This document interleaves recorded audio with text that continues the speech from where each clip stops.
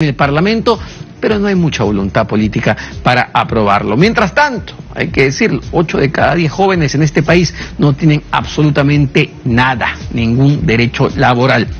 Vamos a hablar de otro tema también controversial que tiene que ver con los peajes, porque el alcalde de Lima, Jorge Muñoz, ha anunciado que va a revisar los peajes tanto de la línea amarilla, de la concesión de la línea amarilla a cargo del AMSAP, como los peajes de las rutas de Lima, la concesionaria Rutas de Lima, que administra los peajes de la Panamericana Sur y la Panamericana Norte. Ambas empresas se han pronunciado, han dicho que hay que respetar el Estado de Derecho, que hay que respetar los contratos de concesión, y para hablar de este tema estamos con Juan Carlos Salinas, él es experto en concesiones del Estudio Muñiz, que nos va a dar luces sobre este tema. Doctor Salinas, muchas gracias por acompañarnos esta tarde. Y yo le quería preguntar en los términos más simples posible, lo que ha dicho el alcalde, ¿es posible?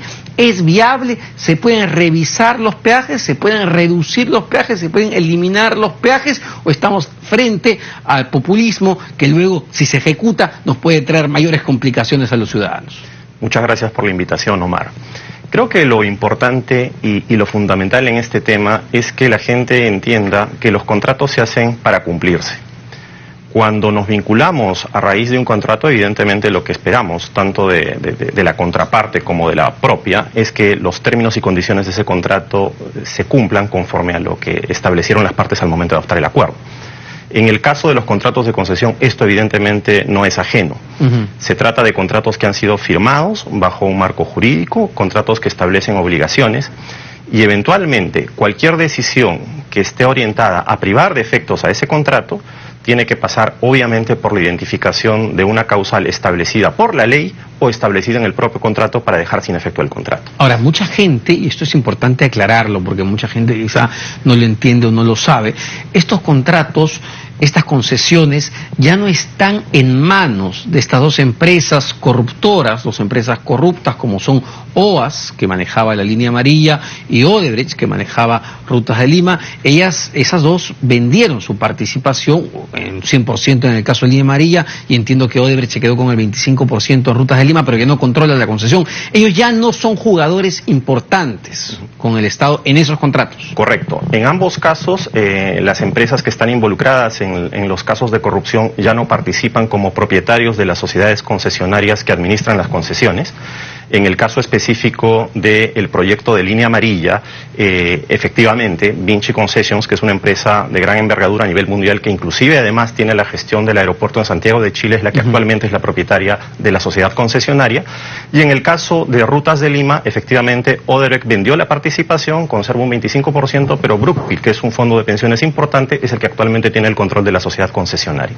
Entonces, bajo esa lógica, teniendo en cuenta que ya ninguna de estas dos empresas brasileñas controla estas dos concesiones, ¿cuán complicado se le va a hacer para el Estado peruano? Porque claro, si las brasileñas todavía estuvieron ahí, uno podría decir, no, bueno, están que se llenan la plata con lo que robaron al Estado peruano, pero estamos hablando de que dos empresas distintas a las que iniciaron están operando estas concesiones. ¿Cuán complejo a partir de eso va a ser a revisar o renegociar los contratos o los peajes? A ver, aquí hay que distinguir dos cosas, ¿no? Primero, aquellos vicios que pudiesen estar afectando los contratos a partir de los indicios de corrupción, y en eso la tarea es muy compleja, porque se trataría de determinar y acreditar que al momento de pactarse esos contratos existieron vicios al momento de generar el consentimiento de parte del Estado que sobre la base de estos actos de corrupción llevaron a una decisión que es contraria al interés público, y eso, habida cuenta de los hechos en este momento, yo considero en particular que es muy difícil de probar. No nos olvidemos que son contratos que ya se celebraron hace algún tiempo.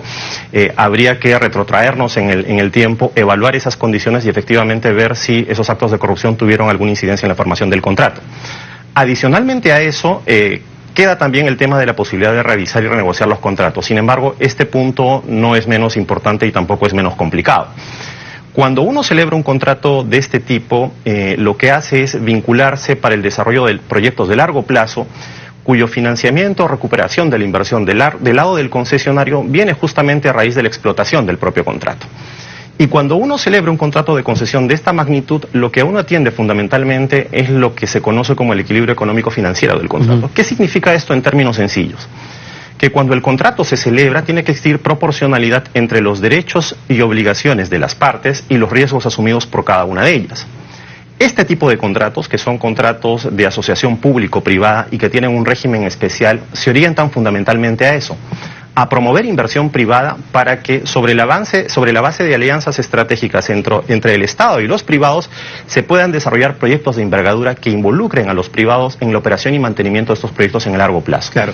¿Qué pasaría si finalmente el alcalde de Lima, Jorge Muñoz, decide pues sucumbir al clamor popular? Incluso hemos escuchado a varios políticos en estos días exigirle también que elimine o que suspenda el cobro de esos peajes. ¿Qué pasaría? Ok, el alcalde de Lima dice no, vamos a suspender los peajes. ¿Qué va a pasar? ¿Qué inmediatamente va a pasar después? Bueno, lo que puede ocurrir en ese caso es que sobre la base de los propios términos del contrato los concesionarios impugnen esa decisión y eventualmente lleven al Estado a un procedimiento de solución de conflictos que pasa normalmente por una etapa de trato directo y posteriormente por un arbitraje. Si eventualmente las razones que esgrime en este caso el Estado para dejar sin efecto el contrato no son lo suficientemente atendibles y sostenibles en ese procedimiento y el Estado pierde, lo que eventualmente va a ocurrir es el pago de una indemnización. Y eso ciertamente va de la mano con un costo financiero, un costo económico que también debe ser ponderado al momento de tomar esa decisión. Porque no nos olvidemos de que más allá, digamos, de efectivamente la justa indignación que existe respecto de este tipo de temas, esa evaluación en términos, digamos, del pago de una indemnización finalmente va a repercutir en el bolsillo de todos nosotros, porque los recursos que saca el Estado para pagar esa indemnización finalmente son recursos que salen de los tributos que pagamos nosotros al Estado. Sé que es arriesgado pedir una cifra, pero dada la envergadura de estas obras, estas concesiones, una indemnización ¿de qué tamaño podría ser? Bueno, normalmente lo que el concesionario va a solicitar ahí es la recuperación de la inversión calculada en función a la expectativa que él tenía de desarrollar y operar el negocio por el plazo que inicialmente se le reconoció. Entonces el ejercicio ahí va a estar orientado fundamentalmente a determinar lo que es el daño directo como consecuencia de haber sido apartado del contrato, la pérdida legítima que él tiene por la ganancia que él esperaba recibir durante el plazo de vigencia del contrato y eventualmente por ahí podría salir también algún tema vinculado con costo reputacional, ¿no? ¿Qué alternativa, con qué alternativa cuenta entonces el alcalde de Lima, Jorge Muñoz? Porque ha lanzado una idea bastante arriesgada, hay que decirlo. ¿Tiene alguna alternativa legal, alguna alternativa económica, digamos, para calmar esa ansiedad y fastidio de la población, que es totalmente lógica después de todo lo que hemos visto, ¿no? Y todo el financiamiento a la campaña de la revocatoria y todo esto que ya es conocido. Correcto, Omar. Los contratos son perfectibles y los contratos pueden ser renegociados. Si eventualmente se advierte que en este caso existe una posibilidad de ruptura de ese equilibrio económico-financiero del contrato del que hablaba en un inicio, una posibilidad del alcalde es sentarse con los concesionarios y discutir la posibilidad o la alternativa de que ese equilibrio económico-financiero se restablezca.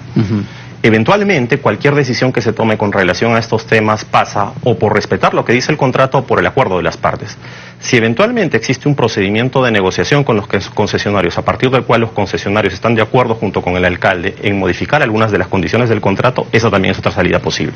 Perfecto, doctor Juan Carlos Salinas, experto en concesiones del estudio Muñiz, bastante claro. En realidad hay que tener cuidado con estos mensajes, claro que sí. ¿Quién quiere seguir pagando esos peajes que han venido alzando o elevándose de manera continua en los últimos años? Pero eso puede traer consecuencias mucho más severas que vamos a terminar pagando absolutamente todos los peruanos, porque esa plata, esas posibles indemnizaciones van a salir de nuestros impuestos. Este fue el bloque de Economía y Mercados y así también cerramos esta hora de Central de Informaciones, pero no se despegue, ya viene Catherine Donaire.